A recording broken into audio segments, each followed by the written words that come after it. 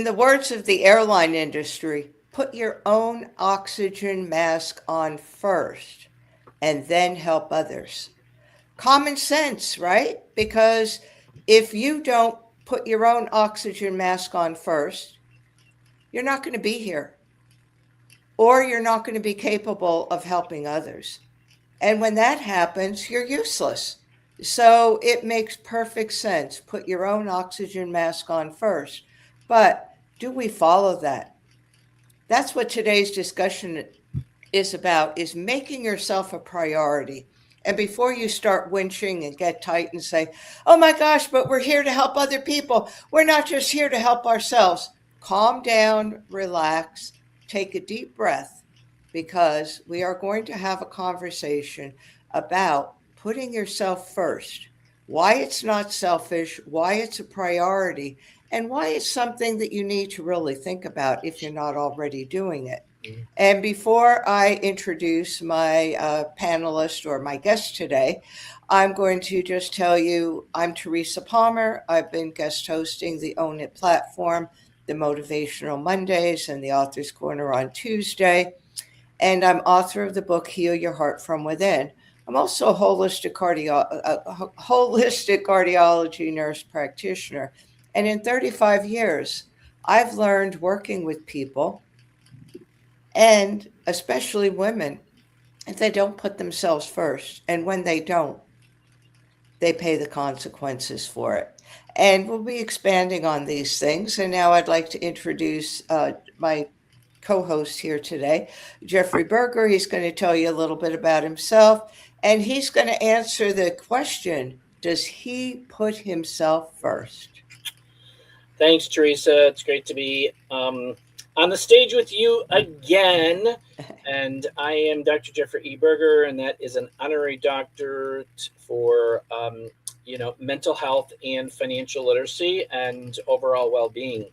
So with that, and you see up here, crypto, blockchain, currency, I am a holistic certified health coach, and I am now taking a financial first approach to helping people and getting them educated about the current financial changes that are happening underneath their feet that are changing the future.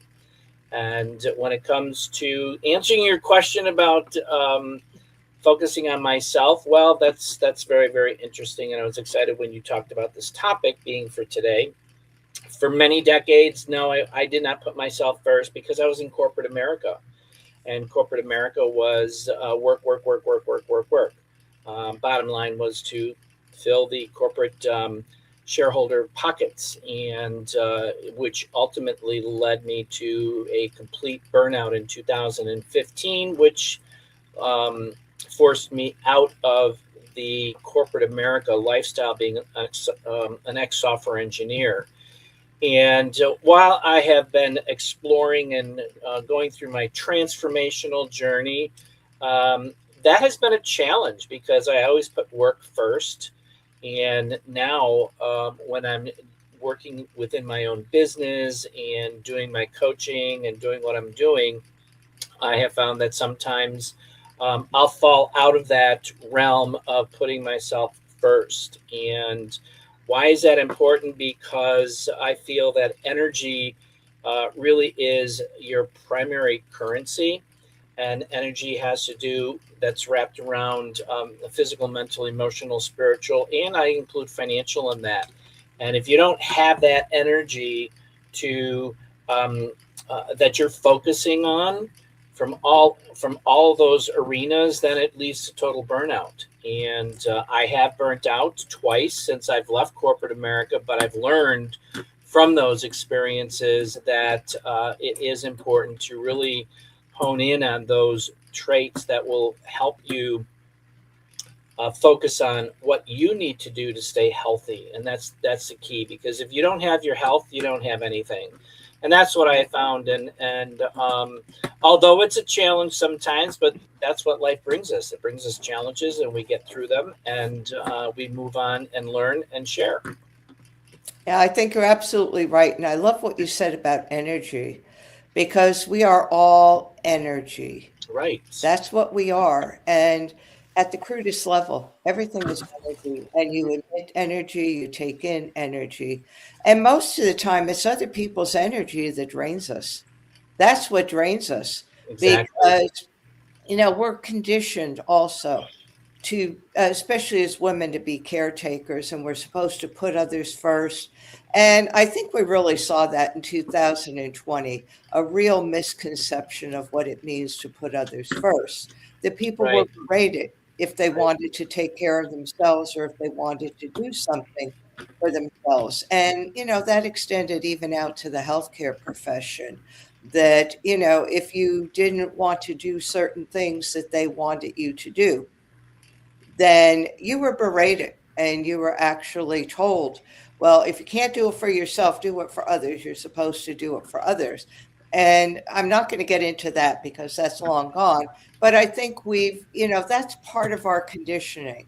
The Right. conditioning Right. is do something for others. Well, that's fine and well. But if you can't take care of yourself, you can't be there for others. And if your energy is so low, that Right. you start to burn out and eventually you're going to get a physical illness. You may not think that you are. You may think burning the candle at both ends works, but it really doesn't. It does not.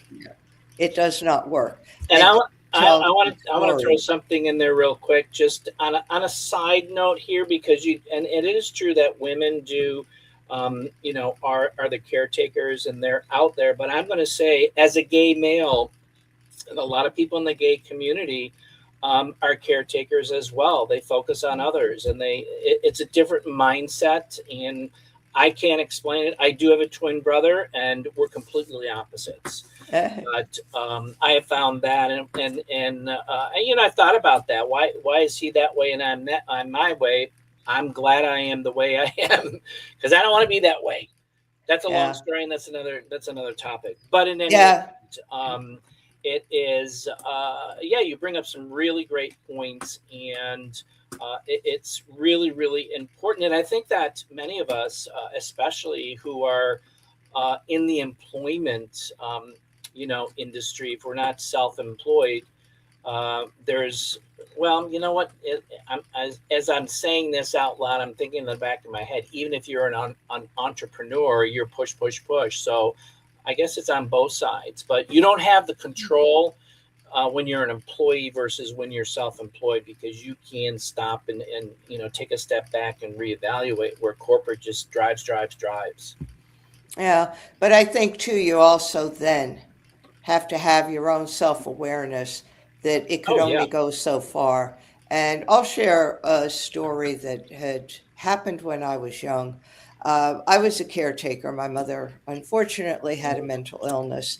Nowadays, she would be termed manic depressive with a lot of depression. But back then, we're going back 60, 70 some years, there was really no diagnosis for it. And I was always the caretaker. And I always felt that responsibility. So, as much as I tried to have my own life, it always went back to what is going on, with my mother. I need to be there for this and that. And I remember a time when I had a date and we went out.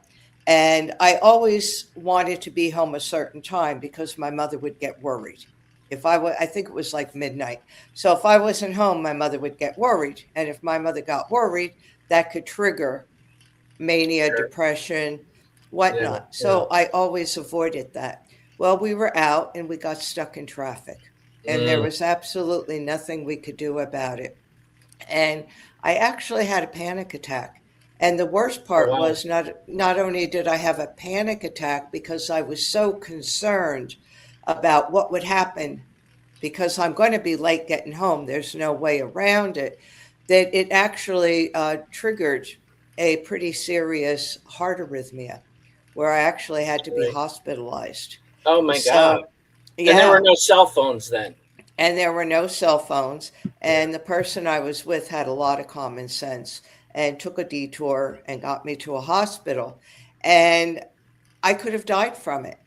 And it was all Wow. because now we know that it's a part of broken heart syndrome where you just get so overwhelmed with emotion, anxiety, not good emotion, but Yeah. anxiety. and loss and feeling that you have to do everything and be everything, that it could actually stop your heart. So at that point, I was probably not far away from that happening. And if I weren't in a hospital, it would have had a very different outcome. And I was only 16 years old at the time. Oh my So, gosh. Here I'm thinking you're in your 20s. yeah, so that was Wow, that really that yeah, really amazes me that that happened at 16. yeah, yeah. It shouldn't have happened, but and they never really gave me a full explanation because Sure. back then you didn't get a lot of explanations about anything. Right. And it's funny because when I went into nursing, I think that's what really drove me into cardiology. And it really drove me into that more holistic approach because I really saw where we could be our own worst enemy. And obviously, at that time, I was my own worst enemy because I went into a panic attack, which triggered a cardiac arrhythmia, which could have killed me. So then I wouldn't have been around to help my mother at all. So, what did I really gain? I Mm, didn't really gain anything except insight at an early age, right. which which was valuable. That was Sure. very valuable to gain that insight and to start to have an understanding of how we are there to not only care for others, but to care for ourselves. And if you can't be there for yourself, you can't be there for others. And I Yeah. can't stress that enough. And, I think we're conditioned. We're conditioned that, oh, we have to do things for other people. We have to put other people first. It's this collective idea.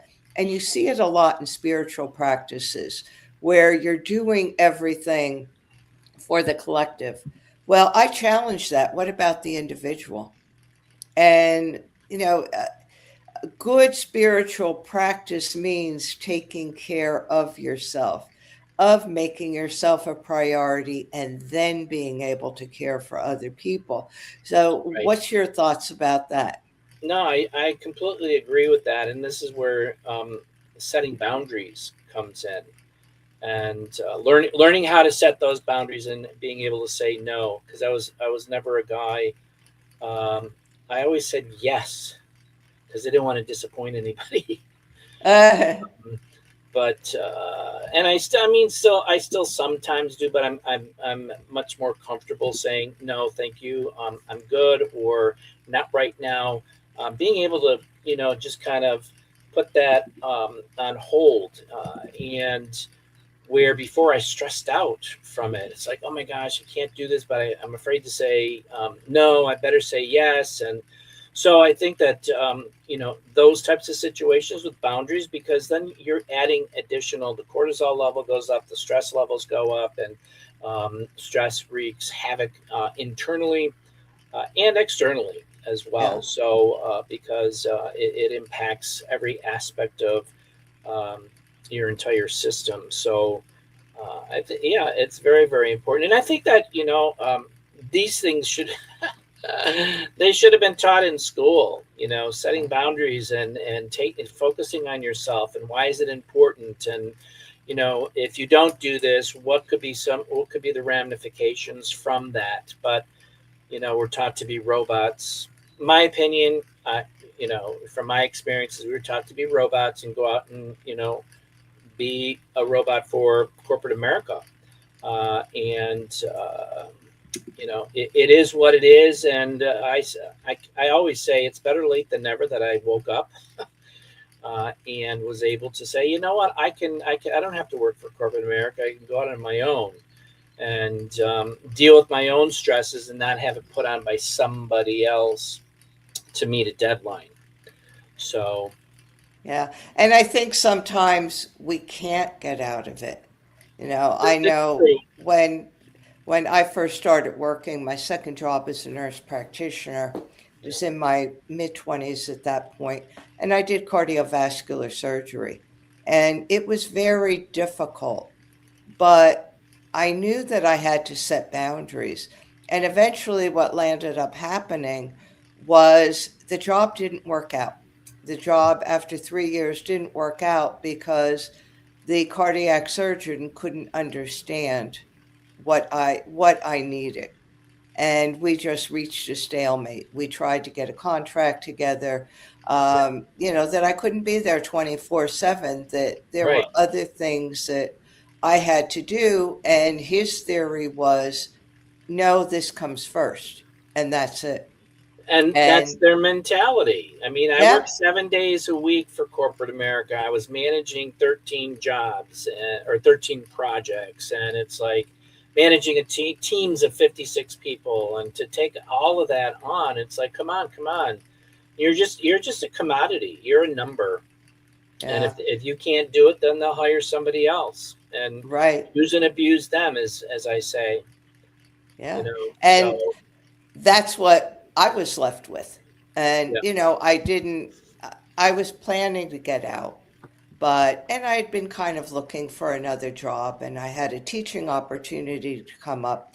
But I really enjoyed cardiac surgery. I really, really did. It was phenomenally interesting.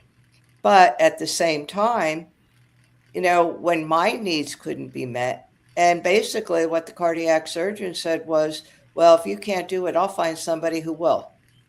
right, I said, fine. And I tell you, a week later, he had somebody, and we parted on good terms. I went into teaching, which was a lot less stressful. yeah, And I knew I had to take care of myself because I had already, when I was younger, had been through a crisis. And I wasn't going to do that over again right, because right. it took me a while, but I realized that I am the most important thing. And that if I don't take care of myself, nobody else could really take care of you. They really can't be you. I mean, they could Exactly. help you out with things, but they can't do what you need to do for yourself. They really can't. Absolutely. The Absolutely. best thing they could do is kind of step aside and say, listen, you need your space. You need to put yourself first. I'll figure out a way to do this on my own, or you help me out with X, Y, and Z, and I'll do the rest of it, and become a team rather than, putting the burden on us to help other people. Right, right. And there's a lot of balls to juggle with aligning. And as I always say with my abundance and optimum wellness, it's all about being able to find those tools, the resources, like you with your specialty, and being able to utilize those tools and resources, allowing you to create that lifestyle to live an abundance and optimum wellness physically, mentally, emotionally, spiritually, and financially. And all of those work synergistically together. And they're not always equal. There's always different levels, but you try to work on all of that, because if you only have one then and not the others, then you're really totally you're there's an off balance with that. There's no alignment or less of alignment from that Yeah. perspective. And that's been a journey, ongoing learning for me. And I'm constantly learning about all of this stuff, because so many things are changing from when I started back and left in 2015 to where we are today. It's 11 years. And there's just so many other things that are out there, especially from a holistic perspective, and what we're finding out about the current Western medicine business model, as well as the financial model, you know. Yeah, there's so much that goes on, and I think we really need to be our own advocates with everything because nobody's really going to be able to do everything for us. We're the Right. ones that really have to look at things, have to speak up, have to advocate, and we're the ones that have to say when enough is enough. And, you don't want to reach a point where emotionally and physically it takes over, Yeah. because by then it's pretty deep in the cells of your body and it's kind of hard at that point. A lot of physical illnesses are due to stress. They Oh, don't absolutely. happen overnight. They No. take years to develop. And the more stress you put on yourself, the more you ignore yourself and the more you ignore the signals that your body is giving you, And it does. Maybe that fluttering in your chest, that tightness in your chest, on and off, that maybe you feel like you can't take a deep breath, on and off, little stomach pain. Nothing's that's going to send you running to a provider to find Right. out what it is, but these are all subtle signs that something's going on with Signals. you, and they're Yep. signals, and that's when you need to look at them. And if our TV was sending us those signals, or radio or our computer was sending us those signals that it wasn't working properly, we would be the first ones to go get it checked out and Right. try to determine what's going on. But with ourselves, we just don't look at it. We think, oh, okay, it'll go away, or I'm going to ignore it. And if I ignore it, I don't have to deal with it. Well, when it comes to energy, if you ignore the energy and you don't change that energy, it Exactly. just gets stronger, stronger, stronger until it overwhelms you. Right. No, I completely agree. And having experienced burnout 3 times, Mm. um, my goal is to never get burnt out from now until I'm in the ocean. That's where I want to end up. So yeah, it's really critical. I mean, I think more people are becoming aware and trying to address those things, and which is a good thing.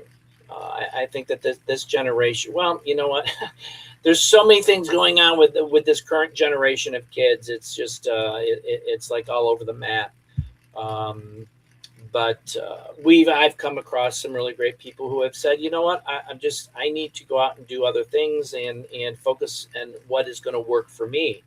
Whether it's my job or my health or my money or whatever the case may be. And they're becoming the CEOs of their lives. And Yeah. that's, we always hear that from Marisa, become the CEO of your life. And, I've taken that and embraced it. And, it has its challenges, but that's where you grow from those challenges, and you learn from it. So, which has been very, very exciting as well. Yeah, and you are the CEO of your life. Right. Your life is what you make it. Exactly. And, of course, we don't create everything alone. Right. There's always that universal source, whatever you want to call it, whether you call it God. It doesn't matter what you call it, but there is a power that's higher than us that does help us co-create. But at the same time, it's up to us to create the life we want. And if we want to be miserable and not change it, a lot of times we think we're stuck. And, it's like, oh, I'm stuck with this, or I'm trapped with that. Well, you're really not. The door is right there. You've got the door handle. You just need to turn it, open it, and come up with a solution. But a lot of times we become victims, and Hmm. Yeah. we think that there's no other way out. Even Right. with work, a lot of times people feel trapped because they have a lot of financial things going on. Well, Right. at that point, you look at it and you say, where could I cut back? Yeah. Maybe I don't need $1 million home. Maybe I could scale that back. Maybe I need to do this. Maybe I need to do that. And then that way it eases the anxiety and it eases that victimization. Because I hear a lot of people say, oh, I would love to do this, but I can't because of this. Well, Yeah. you Yeah. could. It may take Right. some doing, Right. but Right. Yeah, and that also, I'm going to add to what you talked about. Work. This also is inclusive of family relationships yeah. and friend relationships. If you're involved with a toxic relationship, and whether it's a spousal or a family or a friend, if it's toxic and you need to get away from it, you got to get away from it. And what you walk away from it, because if you've tried for years to resolve those types of issues, then and it doesn't work, then it's time to walk away. And then that's what I learned in a situation for me. And it was a difficult decision, but it's the best decision because I have no more stress. 40 years of that stress um, was just taking a toll, and making that decision to walk away, leave it in the past, move forward. It is what it is. Um, every family has dynamics, um, so and that was very difficult. It was a very difficult decision, but Yeah. like leaving work, and that's why I couldn't leave work because of finances. I mean, what am I going to do? I was making a really great salary, but to go out on my own, that's pretty risky. And so I got to the point where I have to leave. You make Yeah. those decisions. Yeah, and I think you have to. And I think at a certain point, you have to realize that lifestyle isn't everything. That's right. You could plan and plan and plan, and things happen. Life doesn't always turn out the way you want it. And, we don't often see that. We often make these plans and we make them for the future, and we say, well, in 10 years, I'm going to do this. In 20 years, I'm going to do that. And I had a very dear friend that we worked together. And this person used to actually bring me lunch when she brought herself lunch because she didn't like the idea that I was spending, it was only $4 at the time to get a whole meal for lunch. Oh And wow, I remember she, those days. yeah, and she said, Decades you have ago. to, yeah, she said, you have to put that money away for your retirement, for this, for that. You Oh wow. spend too much money. You take vacations, you do this. And I said, but I don't know what's going to happen in the future. Well, she had her whole future planned. And we're talking about, we're both in our late 30s. She Mm. knew exactly when she was going to retire, how much money was going to be in that retirement, Oh how wow. long she was going to work at this job, that she really had so much more capability because she was actually a nurse with degrees working as a medical assistant because she wanted the state benefits. And she Wow. was already planning that retirement. Well, they'll give me my health care. I'll get so much per month. I can't leave this job. Well, unfortunately, in her early 40s, she got early Alzheimer's. Oh my God. She had to leave work. She could no longer work. Of course, at that point, where was her retirement? Right. Life didn't turn out as she had planned it. And Oh, that's sad. unfortunately, yeah, and unfortunately, she died about, I think she was about 48 when she died. Oh my And it was gosh. really sad because here was a woman that even knew what kind of house she was going to build and where it was going to be, and at what age she was going to retire, and how much money was going to be there. And it's sad. It's sad, and you see that so often. I see it so You often in do. healthcare where people plan their retirements and then they're going to travel, then they're going to do this. Well, maybe they can't walk at that point, Right. or they have a heart attack or something goes on that changes that whole dynamic, and they're not prepared for that. So I'm not saying live on the edge and just spend everything you have and No. don't worry about tomorrow. But it, What I'm saying is you don't know what's going to go on. And if you keep putting things off and saying, well, in 10 years, I'll leave this toxic job because I'll be at this point, or in 5 years, when my son graduates college, I could do this. It may not happen. And right. putting yourself first means understanding these things, Yep. that it may not Absolutely. happen. Absolutely. It's that understanding of, okay, I have to work things out now. I have to be aware of things because life could change on a dime. And I think being in healthcare, I've always been very, very aware of that life could change on a dime. And you don't want to walk around paranoid and worried about everything. But at the same time, you want to give yourself the opportunity for your best life possible. And that could only work if you put yourself first. Those are Right. my last words. What are your last words? You sealed the deal. I think it was perfectly said. I couldn't agree with you more. Yeah, I'm hoping that our conversation gave some people things to think about, Or maybe you're saying, yes, I agree because I put myself first. Or maybe you're saying, I never put myself first. Maybe it gives me something to think about. So for those watching, thank you for watching. And for those that will listen to the replay, I Yes. hope that it inspires you to live your best life and do what resonates with you. So thank you so much for joining. And thank you, Teresa, for hosting. As Oh, no always. problem. Thank you so much. And Bye, we'll see you everybody. next week. Goodbye.